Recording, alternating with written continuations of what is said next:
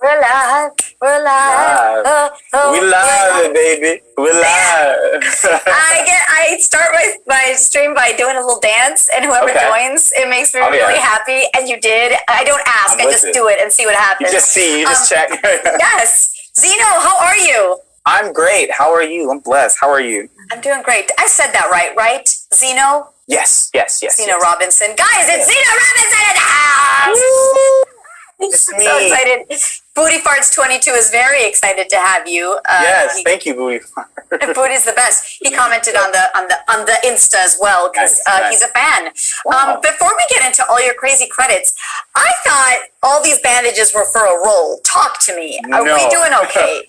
I have a one wheel at home, and if anybody doesn't know what that is, it's like a motorized. It's kind of like a skateboard, but like it has one wheel, hence the name in the center, big wheel, and it's like professional grade. And you move it forward by shifting your weight forward on it, and it goes.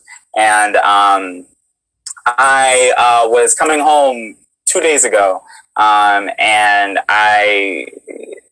So I was coming, and I was going really fast. Like, these things go like 10 to 15 miles an hour. I was going really fast, and I think usually when I go too fast, it gives me a pushback. There's a mechanism that's like, hey, you're going too fast, like slow down. So it slows you down. But I didn't feel any, and so I was like, I was zooming, and I was doing something different than usual, and the board did this. It just gave up on me. It ejected me like a nosedive and ejected me from it. So I went flying, and you were not wearing a helmet. I was not wearing a helmet. These are the goods. You gotta take care of them. I know. Yeah, so like, were you okay though? You got up yourself, or did you need help? I got up. I was bleeding a lot though. Like, it was like, oh, fuck, that is scary. Well, I was like, I never felt this much blood before. Yeah, so like, I had to get stitches. I have like 6 stitches under here. Oh my goodness. I saw your post and I was like, dude, he's like doing, oh, that stings. I can feel it. It hurt. I literally thought it was a roll. I am so sorry. It's okay. And hopefully in the future now, when I do the birds here in LA, I'm very careful because a little like ledge on the sidewalk, and then you're thrown into the street, and then a car hits you and you're screwed, you know? Yeah, a lady saw me fall, and she like slowed down the car behind me, so I didn't get hit. Wow. That's really nice. The big chill queen, Zeno, do you need to be wrapped in bubble wrap? Yeah. Well, maybe that's what you do while you do wrap myself in bubble wrap. Yeah. Well, I want to move along. I mean, I'm going to be a mom now because, I'm a little older than you. And I'll just say, please be careful, young Zeno. Yes, we need you in the world. Yes. I will be more careful in the future. I was a little reckless the other day. I was a little too reckless. Okay, but we're good. We're good. Oh my God, your hair is so stellar today. Thank you. I know. It's fucking killer. Guys, Zeno is please tell me you started voice acting really young, because as I looked through your resume, you have so much on there for the young years that you have lived, and I'm astounded. It's just incredible. Carolina's pregnant. What are you talking about, people? It's because you said you're going to be a mom. You are funny. No, I'm not going to be a mom, guys. No, that's far from the truth. I'm like, what? How? What did you say that? What? Funny. Guys, let's get into Zeno's amazing voice work. There's some crossover and some stuff. Yes. I did start really young, actually. I started at like 14. That was when I did Ben 10, and then I did a dub for this movie called City of Gods, like this Brazilian movie. Wait, what? You did a dub for City of God? Yeah, I was young Ace. I think they changed his name to Ace, but Acerola, something like that. Acerola, God! I love that movie. Danny is who takes care of this Twitch. Maisie Grove is from Rio de Janeiro, so she grew up there. Yeah. Yeah. Interestingly enough, like the next live action dub I did was 3%, which is directed by I think the director or producer of City of God. And yeah, I did that. I played like the young version of yeah. Holy cow, that movie is.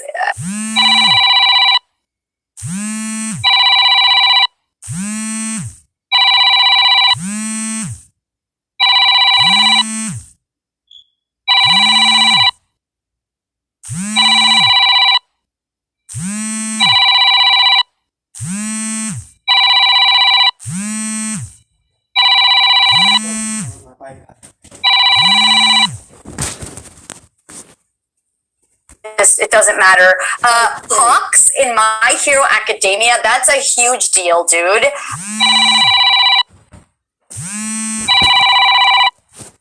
Cyborg in Young Justice, which is a show that is so beautiful and has such incredible people working on it. And the Golden Guard in Owl House. I want to know more about this guard. So for if anybody in the chat who doesn't know what Owl House is another who finds a door to another realm called the Boiling Isles, and there she befriends a witch named Ida, and who kind of becomes also like another mother figure to her. And she starts going to school, and she wants Ida to teach her how to do magic because she thinks her human life is boring.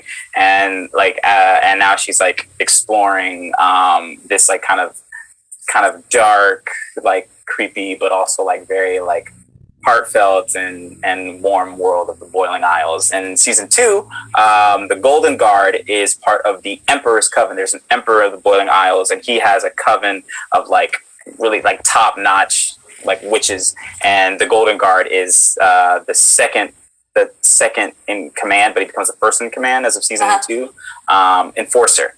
And so the Golden Guard is this like mysterious figure who's serves directly under Emperor Belos and the Witch's Coven. And Hunting Talismans comes out Saturday. So cool. Yeah, well, that show's been trending hardcore in the last month. Yeah, it's trending, and we're trending this morning. Because the fans are trying to get it renewed for season 4. I saw it didn't get picked up. Yeah, it didn't get picked up. Yeah. And Disney, as far as I'm aware of, from what Dana said, season 3 will kind of finish this story and be a soft ending. But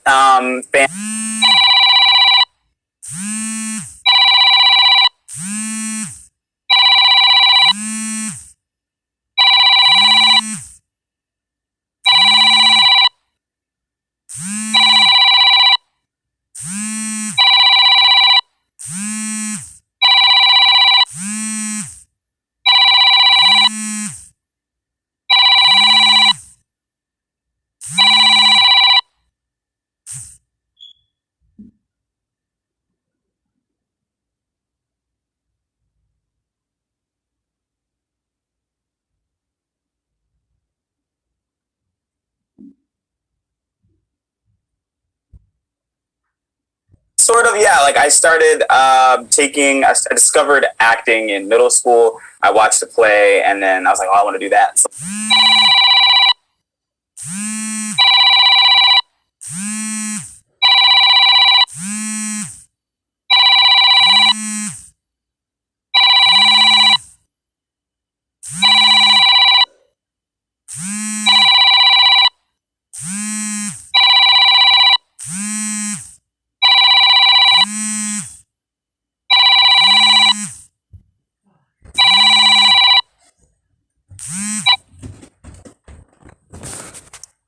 and I was like, oh, like this is what this is. So then once I did that, my mom started putting me in the classes and helping me kind of teaching me like what like voiceover is and how to study it and how to, yeah. How old were you when you did this? 14. 14. Mm-hmm. So you were that kid that would be like, oh, sorry, teacher, I gotta go kind of voiceover. Exactly, I gotta record. I'd be like, oh. hey teacher, like I'm gonna have to miss school today because I'm gonna be at Cartoon Network. Which is pretty cool. And they'd be like, that's really cool. Yeah. Oh my gosh. I'm always curious when younger kids are doing this. I mean, I auditioned for middle school and high school plays. So if you don't get the role you want, you have to wait a whole year to do another one, or you do, the little dancing tree in the background and then wait till the next year anyway. But like, for a professional kid, how did you feel like, oh, I auditioned for this really cool thing and oh, I didn't book it? Like, when did you start understanding, all right, we do a bunch of auditions and don't book them, but we keep going because we'll book some of them?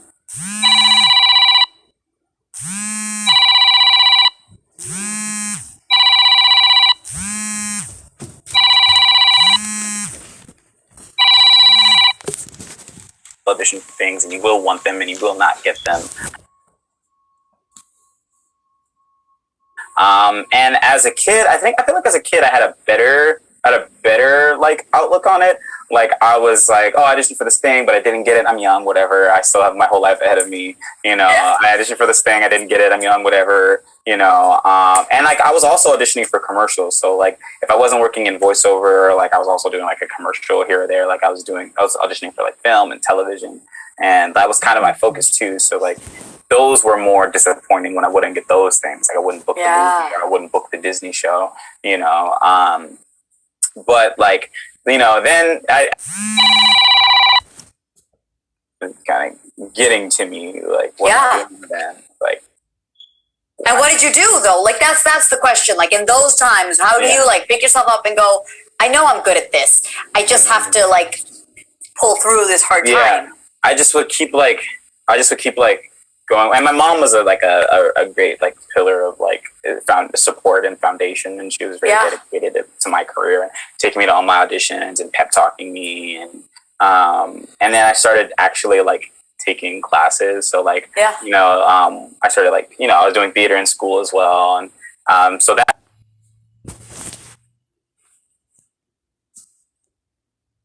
kind of how I got through, like taking classes and being like, okay, well, this is where I can improve. This is where I can improve. And sometimes when you get close, it kind of gives you hope too. Like when you get that call back for that Disney show, and you're like, okay, so I don't suck. I don't completely suck. Like this is completely isn't not for me. And mostly it's just mostly a lot of like taking classes and talking yourself into it. And really the biggest thing that kept me going was like, I was like, yeah, but if I quit, what am I going to do? Like, this is the only thing I can do. You know? And like, I would like watch like movies or like play something and I'd be like, I could do that. I could do what that guy's doing. Like, why aren't I doing it? How do I get to be doing it? Like, what is he doing differently than me? It's just, there's just like a feeling when you want something and you like, and that's the feeling that I get. Like, acting is the only thing that kind of made my blood rush, my blood boil. Yeah. Like, it was like, I gotta, even if I try to quit, I gotta have it. Yeah. So that was like, that, it was also through spite. That's kind of how I got through. I was like, I'm gonna prove that cast such and such wrong, to prove them wrong, that make them regret not casting me. Or I'm gonna surprise them with my next audition and show them something they didn't expect. And that's like kind of how I did it. Like, it's just being like, but that feeling, I don't want to feel that feeling quitting. I don't want to feel that feeling of I could have been there, but I didn't because I quit. But because acting makes me feel, exciting. Makes us feel alive. Yeah. So, what was the first role that you booked that you were fanboying inside about because you loved it as a series or as a franchise or as the characters? Definitely Cyborg from Young Justice. The story is actually really like incredible. Like, because I was already working on like Big City Greens and Creek of the Creek at this time, and then this audition came in, and it was clearly codenamed because they codenamed it sometime, and but it was clearly Cyborg. Like me and another client like at CESD, like my friend Jason, were like, this is Cyborg. I don't know why they're trying to hide it. Like, this is Warner Brothers audition format. This is totally Cyborg.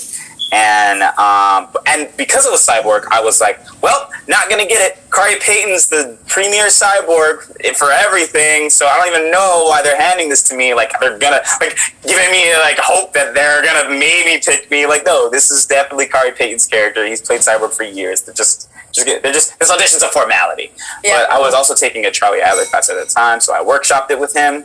Did he go, pretty girl? Yeah. That's all he does in his classes. I love it. Love him. Yeah. Uncle Charlie. And so I sent my audition, and then I got and at this time, so, okay, rewind. Okay, at this time, my agent, okay, never mind. Hold on. Keep going. So my agent gave me an email. Yeah, I'm like trying to figure out the ideal way to tell this story. Yeah, totally. But my agent emailed me or called me and was like, hey, like, this just came in. I just saw this, that they want you today for a callback for the thing you auditioned for the other day. Can you make it today? And I was like, yes, whatever. I don't care what I'm doing today. I'll drop everything that I'm doing. I'll go. So I go, and I'm like, okay, cool. Well, you know, maybe this is Cyborg. They kind of want me for Cyborg, I think. But I'm not gonna assume. Like, maybe it's something totally different. And so I'm there, and the producer, the line producer of the show, like the the coordinator, she's like, oh, hey, they'll be with you in a second. They're just handling, like, the last person. And yeah, just wait here. And I was like, oh, hey, can I know the producer's names just so I know their names? I walk in the room, and she's like, yeah, Greg Wiseman. And I go, and she's like, Brandon Vietti. I'm like, oh. So now we're gonna rewind. So yeah. Young Justice is one of my favorite shows. Like, it was one of my favorite shows of all time. When it came out on Cartoon Network in, like, 2012, I was like, oh my god, this is my favorite freaking show. It's so good. Every week, it's always like it's agonizing having to wait a week every week to get a new episode. Yeah. And so when Cartoon Network canceled it, I was furious. I was like, this is the best show on the network. Why would they do that? The show is so good. Why would they cancel? I was like, and I knew Greg Wiseman's name was attached. I was like, that's why it's so good, because Greg Wiseman's involved. Everything he does is good. Spectacular Spider-Man, Star Wars Rebels, everything this man's hands touches is amazing.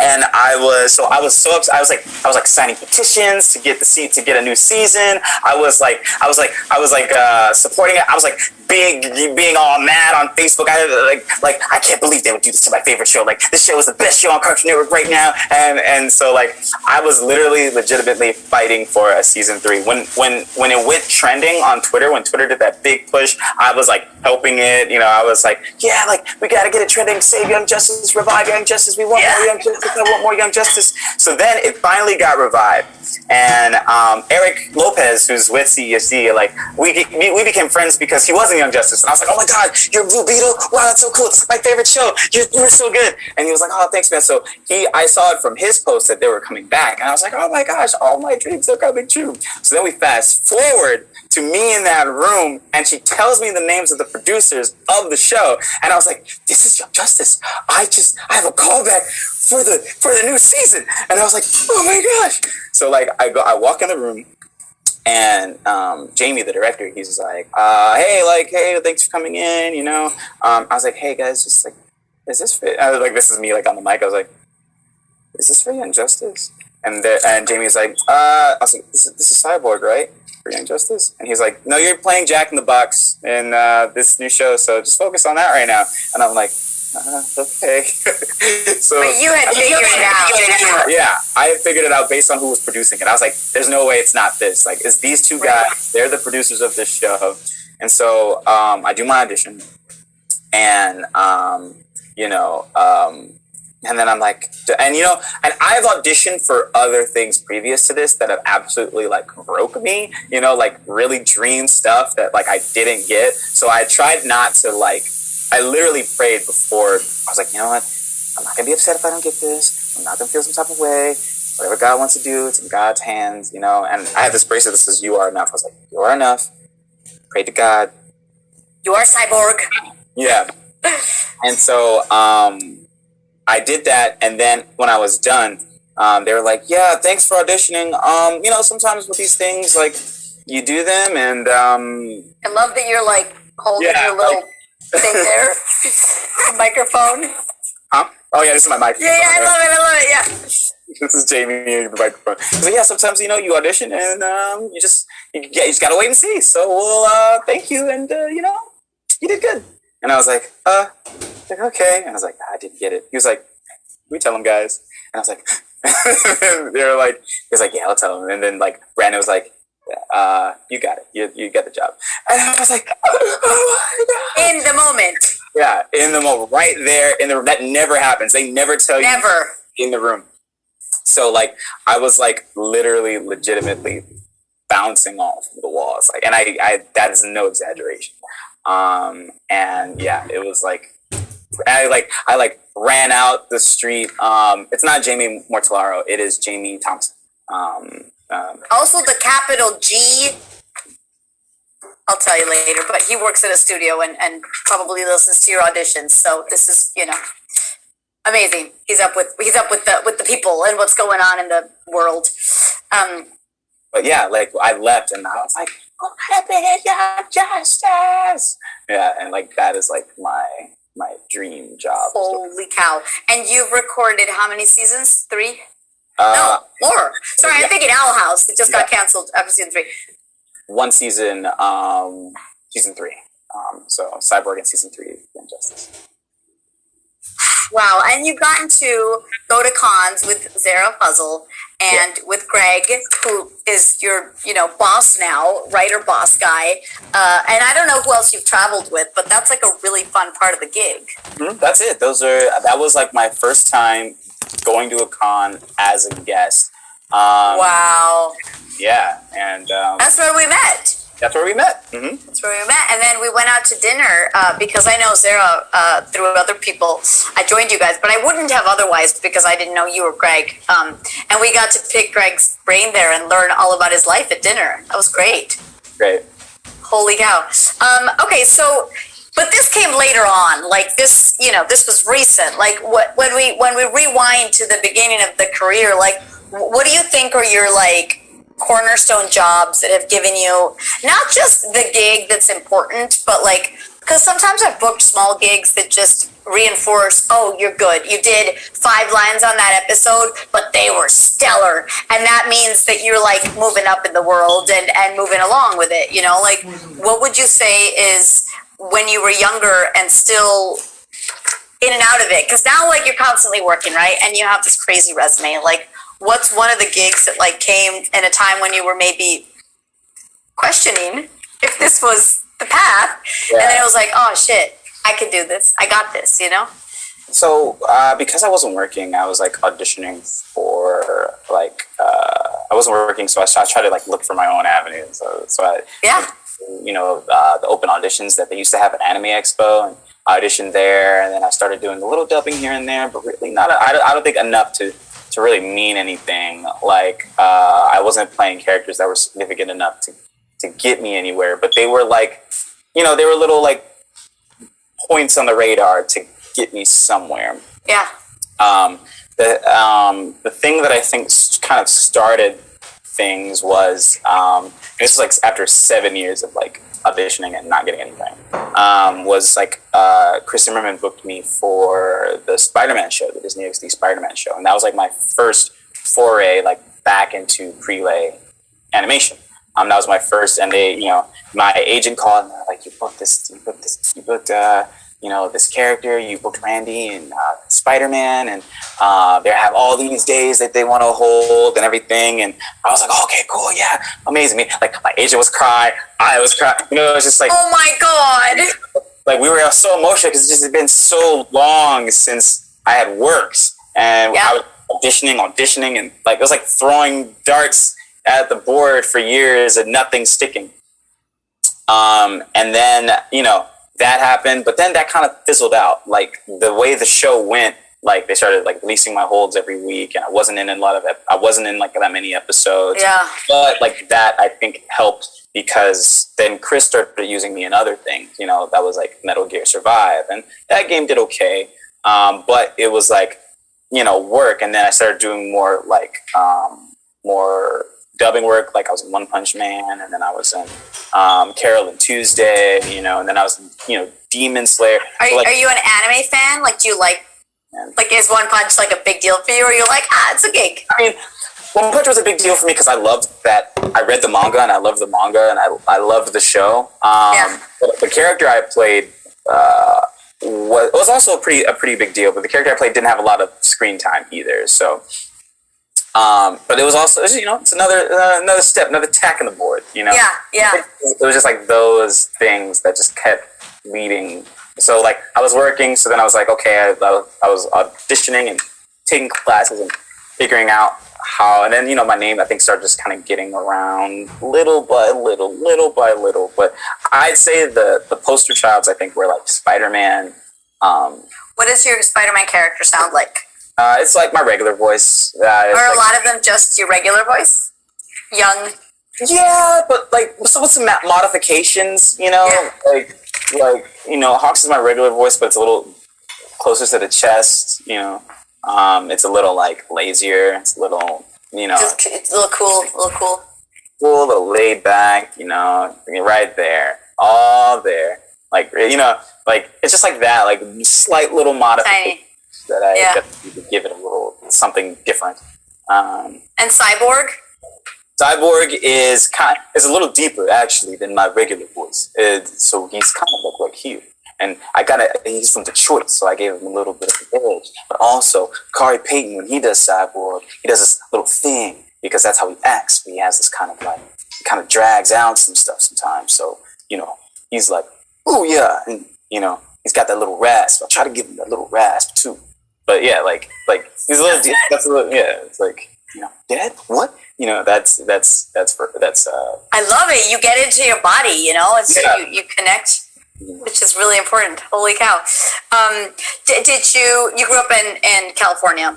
Mm-hmm. So when you say you gave it a little edge because he's from Detroit, is this something that comes naturally to you, where you're like, oh, that's kind of how it is, or did you do some research? Like, what was that? Yeah, it just kind of came naturally to me. Like I tried not to do anything like not from me, because I didn't feel like too like unnatural. I didn't try to study Detroit accent, especially because like that's not what Kari does anyway. So like I really did Kari Payton's blueprint, and then just kind of did my own thing on top of that. Have you met Kari Payton? I did meet Kari Payton one time in between when he was, you know, doing The Walking Dead. We passed each other in the studio, and I was very nervous because I'm sure this character's like his baby, you know. So I was like, hi, and he was like, oh, come on, man, give me a hug. And I was like, oh my God, he accepts me. Oh my God. That's great. Imagine if it had gone worse, right?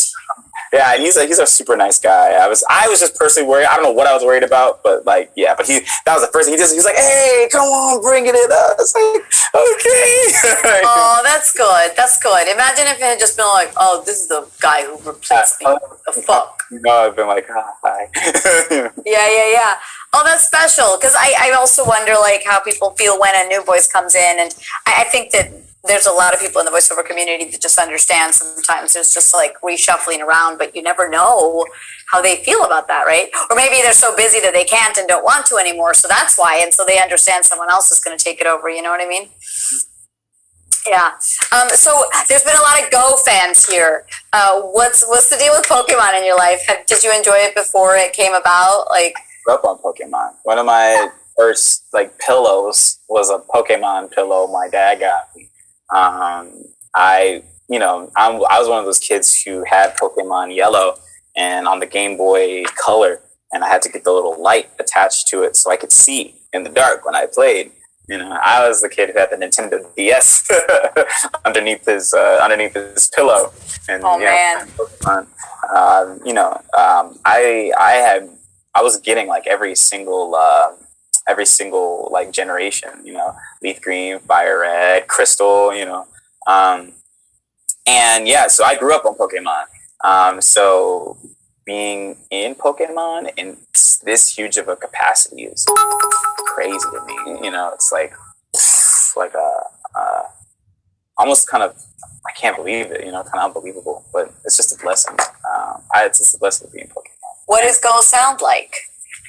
So Go is like up here. He's like a really like He's sensitive, but he's really excited about Pokemon. All he wants to do is catch every single Pokemon that he can.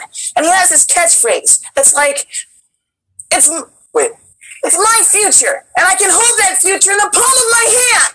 So he's very, he's very smart. He knows a lot about Pokemon. He's very fashionable. And he has this backstory where he doesn't it was a little socially awkward in the earlier stages of his life. And he didn't really have a lot of friends outside of his friend Chloe. So I also I'm discovering too that every Pokemon he catches, he appreciates it, because these are, alongside Ash, but these Pokemon he collects and catches, by extension are his friends. And his dream, I'm going to catch Mew. That's all he wants to do. He's like, catching is understanding. So I'm going to catch every Pokemon and then catch the Pokemon that has all their DNA. Mew. So he wants. You are so cute. I just want to squeeze it.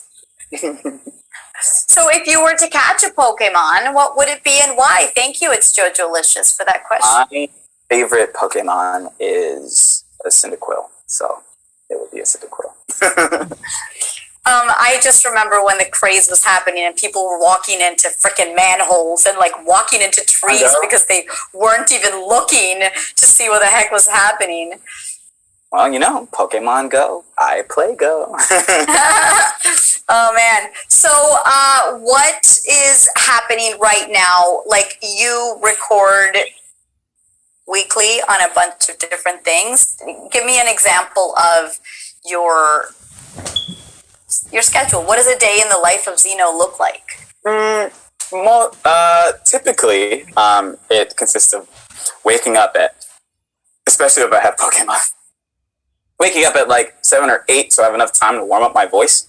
Because it's high pitched, you gotta go there. And then my booth is right here, and I get in there. Or I've been going into studios lately too, so I get in there, and I'm from 9 to 1 probably. I'm in there, and then from 9 to 1 I'm there, and then I probably have a break, and then I'll probably have another session from 2 to 4 or 2 to 6. Is that most days? Is that most days? Yes. Usually, my days are sporadic I'll have work at 9 and I'll be off at 6. Wow, but that's a big deal. You're working. Yeah. Well, you're busy. There'll be an anime that I'm working on. I'm Taiga Kagami and Kuroko's basketball. So that's 3 seasons worth of dubbing that we have to do. So, I'll be in there and screaming my face off. Do you enjoy dubbing? Have you found the secret magic to do lip flaps? Yeah, and ADR, and we do ADR in Big City Greens, we do ADR in Owl House, so we do ADR in Big City Greens. That's how you record always? Not always, but pickups, or we fix animation stuff. We'll do ADR, and it's kind of the same thing. So I actually started, but I knew how to do ADR through dubbing first. But yeah, so because I'm just so used now, I've kind of gotten it down. Yeah. Dude, the Houghton brothers are so cool for Big City Greens. Those creators. Oh yeah, I love them. They're my faves. Do they always direct? When I worked with them, that was the case. But they were in there telling me what was going on. Not, and they used to the first. I want to say our first couple seasons, they were directing everything, but they got really busy with the show and making creative decisions on the show. So one of our episode directors, Monica, was directing most of the time, and now we're shifting directors too again. So so they're not directing anymore, I don't think, as far as I know. The warm-ups that you do every day, is that something that you worked through with a voice coach that gave you a recording of la la la la la, or the voice draw, or? I actually don't have a voice draw. I'm very interested in getting one because I know that helps with lung capacity because my lung capacity is awful. And you need that, especially for dubbing, because sometimes you'll have to do whole chunks of dialogue and you can't really punctuate like you do in prelay. Real life. The room. Yeah. You don't have the room for that. Yeah. There's no flap to match. So I can't, but I usually warm up through like singing or just talking, like getting my voice used to doing what it does. Being awake. Yeah. Totally. Wait, because it would be harder if I would have to wake up and then do Remy. Like for sure. Oh, here, hey, Mr. Green. Like that would be tough. For sure. And they're like, "You okay?" Yeah, I'm fine. It's just 9 a.m.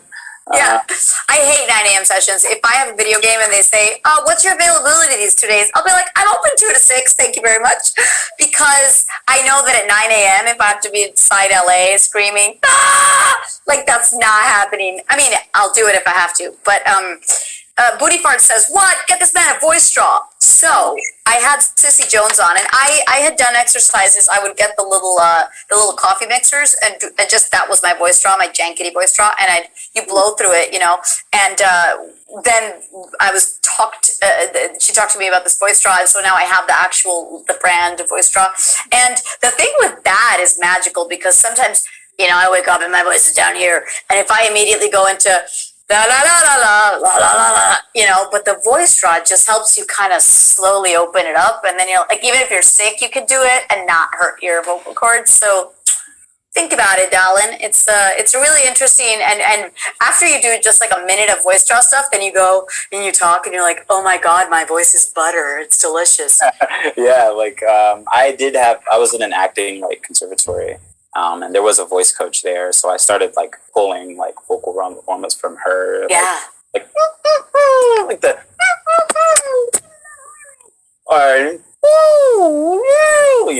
to activate like those. Yeah. And my like director on Pokemon, Lisa, especially because I work with her at 9 a.m. and she's heard the ups and downs of Zeno's vocal woes. Yeah. She's like been with me. Like I'll do a Kuroko's basketball session and then Pokemon right after. My voice is so hoarse from the early. My god. Yeah. Like, you gotta sing or you gotta push it out. Like blah blah blah. Push that out so you can get rid of anything that's there. So it's like it's like it's been very helpful. Holy cow. Yeah, the capital G. Definitely look into voice straws. They have changed my life. And then even after a session, you can blow through it for just a minute and it helps like cool it down. It's kind of magic. So the Big Chill Queen has had great ideas today. Zeno should do one of Sombra's voice lines and Carolina do Go's catchphrase. All right. Give me Go's catchphrase and I'll try to imitate you and then I'll do Sombra doing that. Okay. Hack the planet. Here. Thank you, Zo. Thank you for your subscription. You're like, I don't know what my catchphrase is, man. For Go.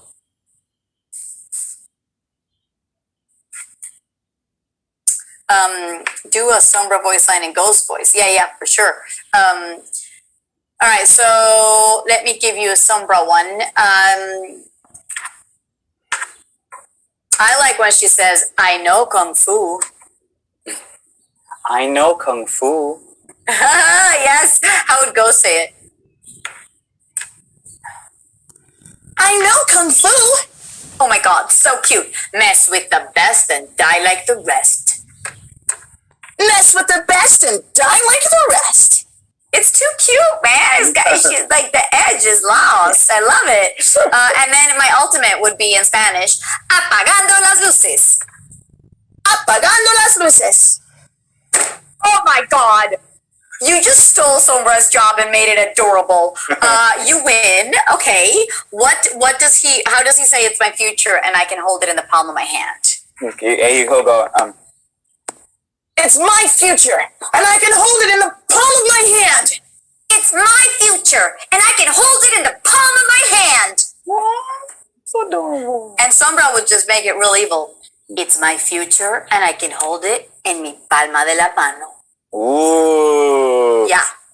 You're all like hopeful and joyful, and I'm like, I'm gonna crush you. Sombra was my main for a very long time. So it's cool. Shut up. Oh yeah. Oh, I think we might might have talked about this. Dude, Grand Rapids was so long ago. Years. Who else do you play, or did you play? If I wasn't playing Sombra, I was playing Baptiste because nobody wants to play it.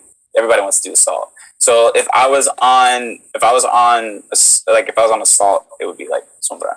Or I think there was one other Assault character that I was like kind of okay with, but I'm trying to remember and I kind of can't right now because this is too funny. So you're a gamer? Yeah, big one. Like, well, what are you gaming these days? All of these people here are gamers. They're loving this. Apex Legends right now. Apex Legends is my jam. Ah, shit! We got Zara in there because she's the awesome AI, and you know Erika Ishii and all the peeps on there, right? Love it. Who do you play in Apex? I play Lifeline, who is voiced by Melanie. My Lifeline's my main in Apex, and I've been playing a lot of. Actually, Erika Ishii's character, Valkyrie, too. Oh, super cool. Yeah. Oh, my God. And so the game is amazing. I love it. It's so fun, yeah. It took over for your love from Overwatch? Yeah. And here's why. Like, Overwatch is super fun, but, like, it's very frustrating when you get put in a team who, like, does not want to listen or does not want to coordinate. And there's just times where you just have to, like, just watch your whole team lose and there's like nothing you can do. You know, it's like it's not neck and neck. It's just like, all right, well, you don't want to switch off of this character that's clearly not working. I keep switching characters to try to match you guys, but none of you guys want that, you know. Or I'll be like Baptiste, I'll throw the immortality shield and nobody wants to be in it.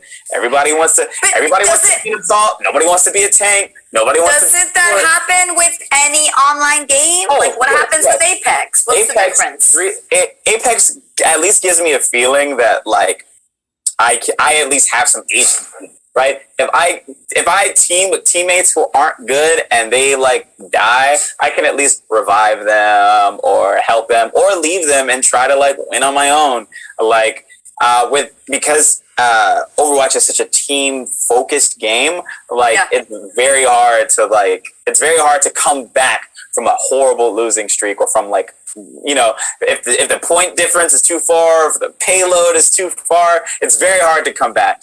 And, like, it makes you more frustrated than having fun. And so you're just like, I gotta take, because I'll play with my boy all the time. Like, we were playing, like, nightly, but we had, like, sometimes, and you know, also another thing is, like, leveling, because you want to get out of the lower levels, because that's everybody who plays irresponsibly plays in those lower levels, and you always start off there. So it's like unless if you don't have like 5 other friends who play, you have to like solo queue, or you have to like do like the new queue system that they have, where you can pick, you know, but then you have to wait because everybody wants to be Assault, you know. And you're so funny. It's just like, and so it's like I have to wait so long to get to the game, and I get to the game, and then we get curb stomped, then I have to wait another 30, 40 minutes or an hour before we get into another game. Yeah. You want to play competitive, you know, and like rank up, so you have to try to get out of the lower ranks, and it's almost impossible to do. So what's one of the video games that you've worked on that you're like, holy shit, I'm on this game? Right. Recently, I'm in this indie game called Chris Tales, and it's been really cool. It's really fun. It's a really beautiful game, and it's coming out in like 5 days. But it's just like I've always wanted to be in something that's kind of similar to what I grew up on, which is like JRPGs and role playing games. And it's a JRPG, and like I play like there's a main character, and I play her like next immediate like party member, supporter, and friend, and so like that's been really fun, and like just getting to play that kind of character, and I was like, wow, like this is super fun, like, you know, I can't believe I'm in a game like Crash Bandicoot as well. Like when I was like when I found out I was on like Crash Bandicoot, I was like, oh, I grew up on Crash Bandicoot, that's crazy. And you know, I only did a couple lines as Ika Ika, but just being voice, and actually I did my first like creature sounds in that game, which is very cool because I've never done creatures before, and she was just like, oh, do you like have something for this? And I just like did something like on the fly, and it worked really, really well. And I wish I could find like a clip of it and see how it came out, but yeah, like we got hackers here. Crash Bandicoot, what's the name of your character? Oh, I play Ika Ika, which she's in the cutscenes. I don't know what that creature sound. He's like one of the creatures like Crash encounters. I don't even remember them. It was like a blob or something, like an exploding blob or something. An exploding blob. I love it. The world we live in. It's like, so what did you do? I voiced a talking sponge, and then it explodes into a blob, and exactly right. So, but yeah, that was really like, wow. Like, I can't. Do you still pursue film and TV, or have you primarily moved to? Are you auditioning, or are you just like focusing on view? I'm not signed anywhere yet for that, so I am actively looking into that, and like I'm doing a lot of school for it right now, and classes, and trying to be ready because I feel like I'm gonna have to like jump in and compete with people who've been in that scene for years. Kind of like how I had to figure out how I worked with voiceover. I've got to do that on that side too. Yeah. Because you got to look for television that will be really good. I mean, I'm just saying. I hear that a lot, and that's how I started. You know, I just kind of like voiceover happened, and then I started working in it, and I was like, okay, well, it's paying the bills. Like, let me focus on that. And like kind of with my schedule right now, I don't even know like what I'd be able to do. Like, because I work every day, every week, and like not every day, every week, but I work pretty much weekly. So it's constantly, like, what if I need to go away for 6 months to shoot a film? You know, how do I tell Pokemon that you know what I mean? Like, what are they going to do? Like, am I going to get everybody behind schedule because I want to go make a movie? Yeah. I know that some people, they've learned to work with their schedules, and then like you record on Saturdays for them, but then you're like a machine that doesn't stop, you know? Yeah. Or like if sometimes you won't shoot every day for the film, so you know that Tuesday, that's when you're gonna. That's when I'm. Well, that's your day off, and then you're not resting any time, you know. So I'm open for that. I just know some shows that I work on right now like have very, very strict deadlines, like very, very quick. Totally. Deadlines, so. Yeah. Yeah. Holy cow! So, is there anything that's coming out soon that you can talk about and share that you don't have an NDA for, that the chat will be excited to know about, or that you're super excited about?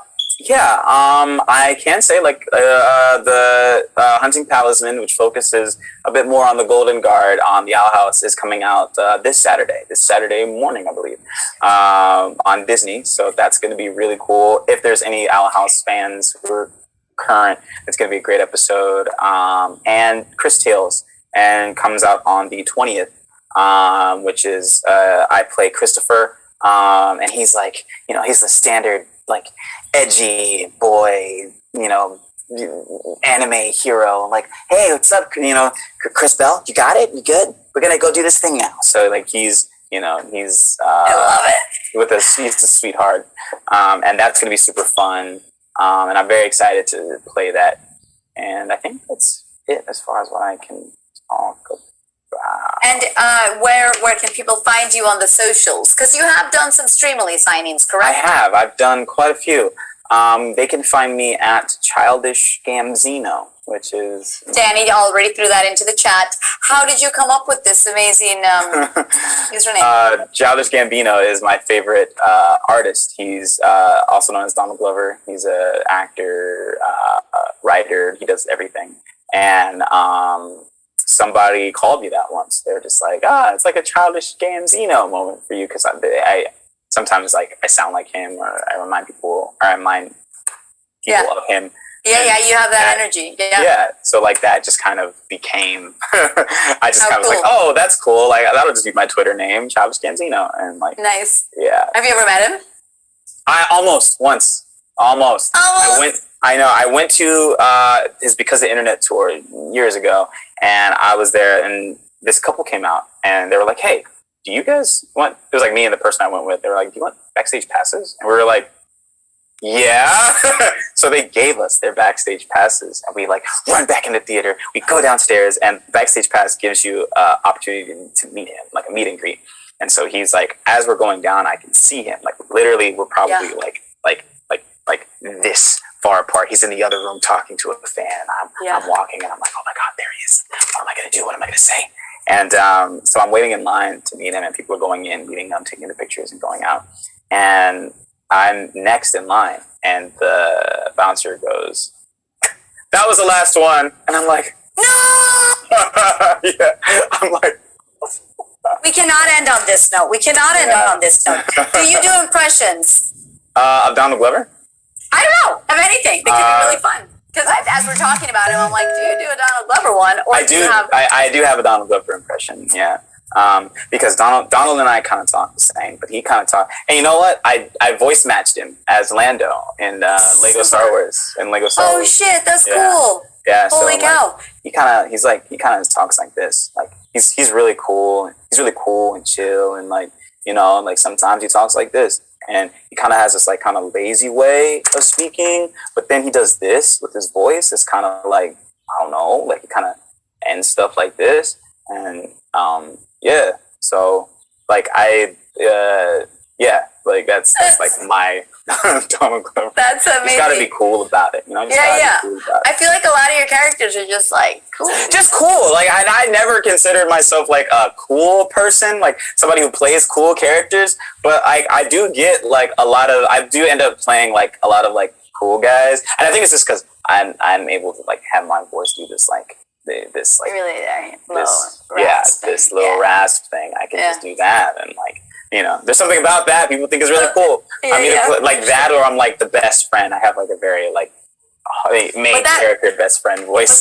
But those are ranges that are phenomenal, and like even all your anime stuff is so different, you know. Yeah. So usually at the end of the stream, I have my guests shout out whoever subscribed. So in Go's voice, could you thank the resubscription of Cuzo? Cuzo? Yeah. Where can I see that? Oh, you can't. I'm reading it off a little thing I have. Okay. Hey, Cuzo! Thanks for subscribing. Thanks for the subscription. You're amazing. Awesome. And in whatever voice you'd like, could we thank... They've cheered 200 bits total now. Positive Vibes. Hey, Positive Vibes. It's me, Hawks, number 2 hero. Thanks for the 200 bits, man. Really, really cool if you did. Dude, he's so cool. He's just like, you know, yeah, man. Whatever. Yeah, like, you know? Thanks for stopping by. Thanks, man. It's been great. Dude, thank you for stopping by. Guys, Zeno had a session early. Now he has another session. So we're going to let him go. This has been phenomenal. I know you've inspired people right now, especially Booty Farts 22, who took notes of your career. And just keep doing it, man. Like, you're killing it. So congratulations. That's awesome to see you succeed and be doing such great work. So you as well. I super appreciate you for having me. Absolutely. Guys, I invited him in February and he never saw my message. I was just patiently waiting, and finally I'm like, Zara, you need to ping this guy. I didn't see. I feel like I saw it and then I forgot. I'm so forgetful now. Like, even today, like I forgot we were doing it. We were supposed to do it on Thursday. I was like, oh yeah, I have work. Yeah, so I appreciate your patience. Shit, we got all these other subscriptions. Can you help me shout them out real quick? Yeah, let's shout them out right now. Let's go. But you, in different voices, do the first one. Scat X. Hey man, it's Nino from Miraculous Ladybug. Thank you. What was his name? I'm sorry. You can see it in the chat now because they're there. Scax 955. Scat. There it is. Scat 955. Thanks so much, man, for subscribing, dude. That's super cool. I'm gonna do Zora. Zora Husk, mess with the best and die like the rest. Thank you, baby. You do Raven HD. Raven HD. I'm thanking you on behalf of the Emperor's Coven. Thank you for gifting a tier sub. Thank you. Yeah. This is gonna be my kid saying, Onyx Light, thank you so much for you subscribed for 2 months. Wow, that's so generous. Wow. Cadavro Novenzino. Thank you for subscribing. Thank you. We're gonna be such great friends. Yes! And I have to oh shit, so Cyber Cifrado gifted all of these. That's what happened. I'm not looking at it properly. Cyber Cifrado, you're the best, man. Thank you so much. You're so generous always. I really do appreciate it, Cyber. You're the bomb. And guys, he has to go to work, so keep booming and booping. Boop.